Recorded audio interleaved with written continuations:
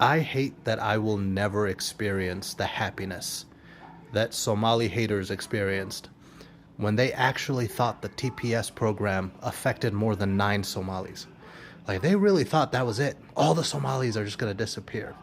Poof, all of a sudden, no Somalis. Cedar Riverside is Mexican neighborhood now, or maybe not even a Mexican neighborhood. But yeah, it would likely just go become a Mexican neighborhood. Yeah, and then of course Somalis have to be buzzkills by informing them of how many people that shit actually affects.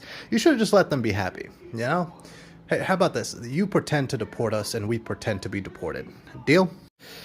Once again, for those who don't know. Hello guys, welcome to today's episode. Thank you so much for the support. And today we are going to be talking about the news that we've received from the social media pages of late. So over the last few days, social media has been flooded with claims that Somali MAGA supporters are furious after President Trump's decision related to the TPS or the temporary protected status was revoked. But what's actually happening? Is it real or is it exaggerated? So we are going to find out in this video.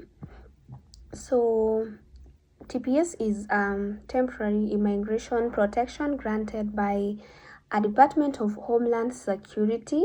So it's not permanent status, it is temporary, and it can be extended, changed, or ended depending on policy decisions and conditions in a country. So recently, renewed debate about the TPS has sparked strong reactions online, especially among communities that have supported Trump for economic, social, or even political reasons. Somalis came to America in one big lump sum. Now, we came all at once in the late 90s, early 2000s.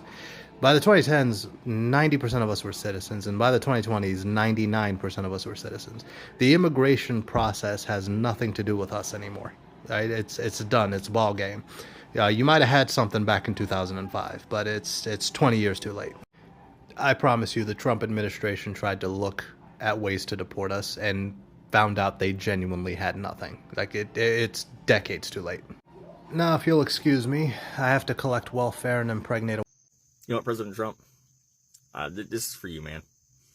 Look, I know you've got a lot on your plate. I know you have a lot to do and a lot to keep this country safe, and I appreciate that. But you made us a campaign promise.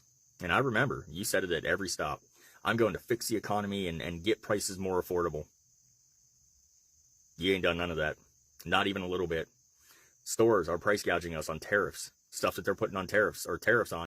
So what we are seeing online are reactions, frustrations, confusion, and fear, not because people suddenly change their beliefs overnight, but because immigration policy is complex and often misunderstood during campaigns. So many voters don't expect policies they supported to affect them personally. So when that happens, emotions run high and social media amplifies it.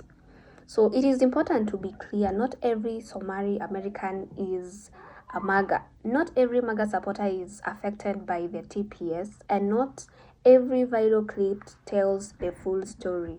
But the conversation itself reveals something deeper: how political messaging can collide with real-world consequences. So this isn't about mocking people or assigning blame. It's about understanding how political decisions impact real lives and why informed voting matters. So no matter where you stand politically, immigration policy affects families, workers, and the entire community. I'm shocked. I don't want to believe it. It's unbelievable. Corruption, Judge Sterling. 1776, man. I'm fucking pissed. Calm down. No, I'm not going to calm down. He's one of us. And now, they have only made the poll numbers go higher. I guarantee that's what you're going to see coming next. He committed no crime. emphasis where you just believed that a freaking politician was actually trustworthy, that whenever he said he would stay out of these wars and bring world peace, that America would be America first, not Israel first. To speak up. Well, it appears the joke's on me. It appears I have been the biggest fool alive. You see, before the last couple of days, I knew that there was a segment of MAGA who just hated, who just wanted to burn the world down, and they don't care who they hurt. In the meantime, I knew there was that section, but I really, really thought that most of MAGA just didn't get it. I really thought they just didn't understand. They didn't understand economics because it's complicated. They hadn't studied Project 2025, so they didn't know what was coming.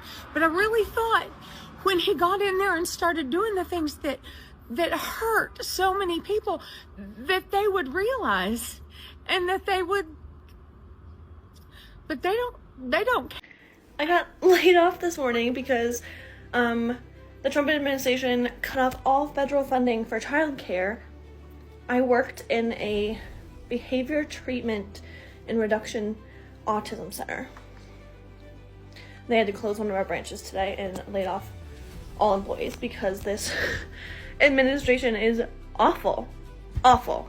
And if you support it, I seriously hope that you reap all the benefits of this horrible man that's running our country. I hope that you get to feel the way I feel, being laid off and losing your job on a Monday morning at 9 a.m. and you don't get to say goodbye to the kids you worked with for 14 months straight. You don't get to say goodbye to your coworkers. You're just done. You're actually dealing with market conditions, and because there's so much fraud. So we're not gonna hold accountable Somali fraud. We're not going to hold accountable Minnesota legislators. We're not going to hold the governor accountable. We're not going to hold any of those people accountable. We're going to hold Trump accountable for protecting American taxpayer dollars, which I am very confused because I never understood why we as taxpayers have to pay for daycare for a bunch of people that's choosing to have children on their own free will, especially when it comes to illegals and illegal migrants inside of the United States of America. I don't believe that people that migrate over to the United States of America should get any social services whatsoever. I don't believe that my taxpayer dollars, which I appreciate Trump for protecting our taxpayer dollars, especially since we have a $37 trillion budget deficit, and in multiple different states and multiple cities across the United States of America can't manage their resources effectively, including California, Minnesota, and so on and so forth.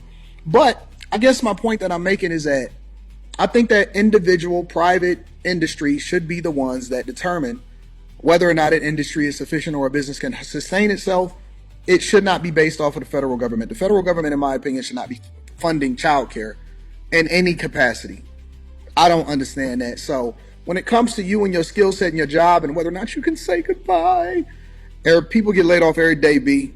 From the plant, they don't get a chance to say goodbye to their coworkers, school systems, police officers, firefighters, people that are essential to the United States of America functioning and cities functioning. And so while she's wishing that back on us, we're going to wish that back on her times 10 because we don't like evil spirits wishing that on people. You know what I'm saying? These people going to have to get off of their high horse and feeling like they're entitled to anything, and they're going to have to start standing in their own 2 feet. Like, it's that simple. You have nothing lined up, no jobs, nothing. Aw. So. I just got laid off. I'm like in shock right now. I was showering and I joined a global PTUD, all hands like 5 minutes late, and I get slacks from my entire team. Are we getting laid off? And then it's the CEO explaining to me about how our Q4 performance was poor and how he would like personally make sure that we would be fine, whatever. Like, you know, typical like I'm the CEO, just got laid off speech. And then the Zoom ended. Mind you, I was online. I joined for like a minute, and then immediately. You was already late, B.